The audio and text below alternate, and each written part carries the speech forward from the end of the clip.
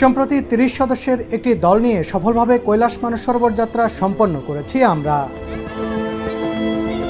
কখনো বিনা ইজেন কৈলাসে আসতে পারবে। এত আমি তো ধার্মিক না, আমি কখনো নামযোগ কম করতাম, তারপর আমি ওনাকে পেয়ে গেলাম। এটাই আমার জীবনের চরম প্রাপ্তি।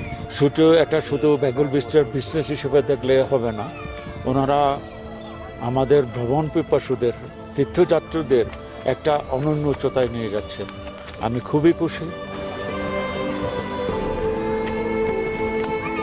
আগামী সেপ্টেম্বরের ৪ তারিখে বাংলাদেশ থেকে আরেকটি গ্রুপ নিয়ে আমরা যাচ্ছি কৈলাস মানস সরোবর দর্শনে।